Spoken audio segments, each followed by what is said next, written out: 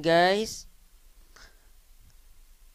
welcome back again to my YouTube channel. So yun guys, bago natin simulan yung tutorial, make sure naka-subscribe ka, click the notification para updated sa mga tutorial natin guys. Sabi guys, magandang umaga, magandang tahali, magandang magandang gabi, kung anong oras mo ito napapanood itong video to. Meron po sa inyo guys na share po na about po sa application guys na ChatGPT po. Ito po ay trending po sa social media po guys ha. Pwede po ito makita po sa Facebook, TikTok, IG, kung saan pa po guys na available po na social media po. Itutulong ko po sa inyo kung paano ba gumawa po ng account po sa ChatGPT po. Shoutout po sa mga nagbabalag po na mag-install po ng ChatGPT po guys na application guys. Para lang po ito sa mga naka-Android phone or tablet, iPhone, iPad. Meron pala ito guys na part 2. Yung part 2 po nito guys itutulong ko po sa inyo kung paano ba gumawa po ng AI na picture po sa ChatGPT po guys. Ito po kasi yung trending po sa social media po. Nasa description lang po ng video guys yung link po yun. Naka-premiere po siya para po nakapost po sa part 1 po. Hanggang part 3 po ito guys Yung part 3 po nito guys naka-premiere din po nasa description lang po ng video guys para po nakapost po sa part 1 po. Yung part 3 po nito itutulong ko po sa inyo kung paano ba gumawa po ng AI po na picture po sa Messenger guys.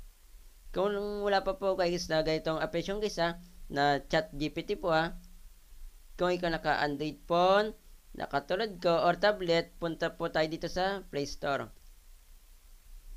Kaka-install ko lang po siya guys then click po natin yan. Click po natin dyan, then type po natin dyan ay ChatGPT. Po saan po, i-click ko lang po siya. Kasi kaka-install ko lang naman po siya guys Click natin yan. Ito po yung logo po niya. Then ito po yung parent po niya.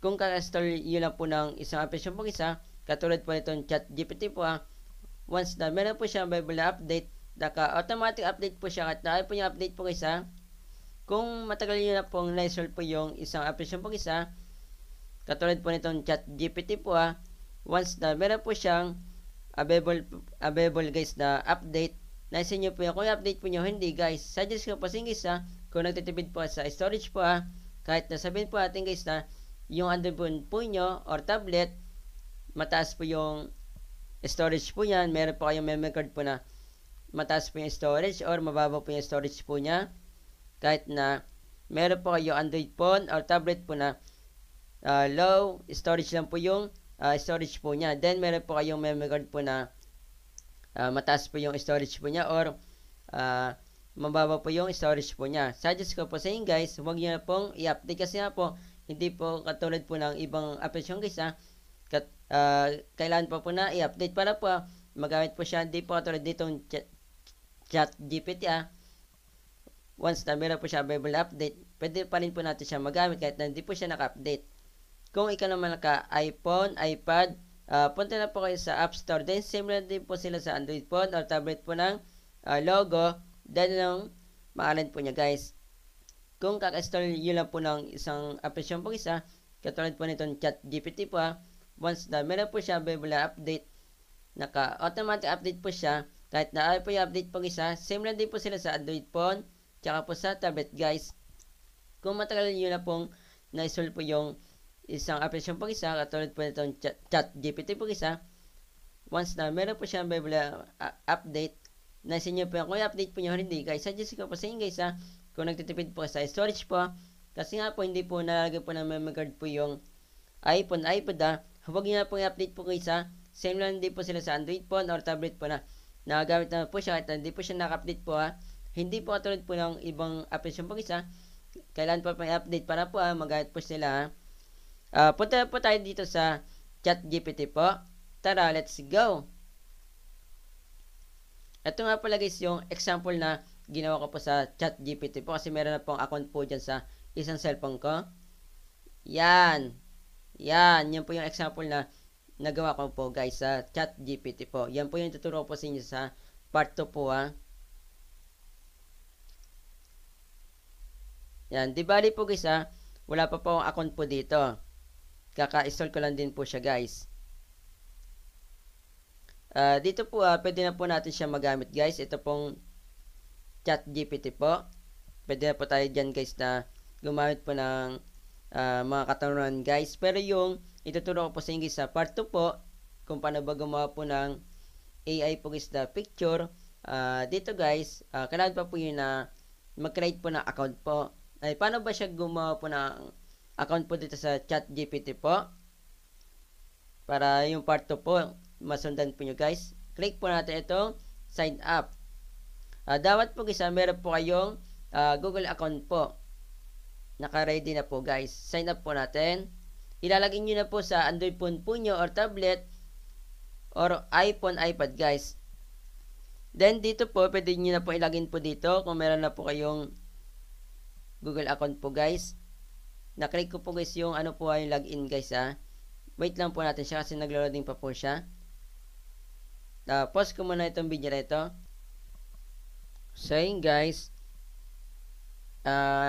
na-exit ko na po siya, wag na po natin guys ito i-click po, ito pong login, then ito pong sign up guys, kasi nga po nagloloko po siya guys. Pwede na po natin guys na continue with Google guys, para po makapag-rate po tayo.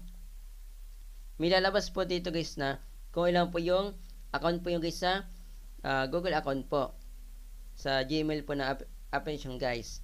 Click po natin itong continue with Google guys. Lumabas na po siya guys. Tinakpan ko po yung mga lumabas po dito na account ko po. Pause ko muna itong video na ito. Then may mili na muna po guys ng account ko po na gagawin dito sa ChatGPT po. Then sign in, nakalagay po dito guys sign in to ChatGPT po ito na po siya guys. Tinakpan ko din po yung Google account ko po guys na ilalagay po dito guys sa ChatGPT po. Then continue as po natin guys. Lalabas po yung pangalan po yung sa uli. Continue as, halimbawa, continue as Patrick, mga ganun ba guys. Then continue na po natin. Depende po sa inyo kung ano po yung nilagay po yun na account po guys. Then sasagutan po nyo ito guys, tell us about you. Meron na po nababas po na first name, last name, then birthday po niya guys. Tinapan ko din po yung first name po niya, then yung last name. Maglalagay muna ako guys ng birthday po niya guys. Pause ko muna itong video na ito. So yun guys, okay na po siya. Then continue na po natin. Andito na po tayo sa ChatGPT na ito po yung kanina guys. Nag-loading na po siya. Not now lang po natin yan guys. Tignan natin kung nakagawa po tayong account. Dito po natin siya makita guys. Kapag meron po tayong get plus po, ibig sabihin po meron na po tayong account po dyan. Yan po kasi guys, kapag meron po nababas na get plus, ibig sabihin po magbabayad po tayo dito para po naka-premier po tayo dito naka-premium guys. Dito po, tignan pa po natin dito guys kung nakalagin po talaga tayo guys. Ayan guys, okay na po siya. Lumabas na po dito guys. Tinapan ko din po guys yung nakalagay po dyan na pangalan guys yun lang guys yung share po sa inyo Paka-wait lang po guys yung part 2 po nito tsaka po yung part 3 guys. Paka-share po ito mismong video sa mga kakrain nyo guys na nagbabalak po guys na mag-install po guys ng application po guys na ChatGPT na hindi pa po nila alam na gumawa po ng account po guys para po alam na po nila guys na gumawa po ng account po sa ChatGPT, pati na rin po gumawa po ng AI po dyan. Kahit na di po nyo kakilala guys, basta naita po nyo, nagbabalak po sila guys na mag-install po ng application guys na ChatGPT na hindi pa po sila guys na marunong na gumawa po ng account. Pati po yung paggawa po ng AI para po matutunan po nila guys kapag sinari nyo ito mismong video dadami itong views, mas madami tayong natunan na tao. Yun lang po, set po. God bless po. Ingat po kayo.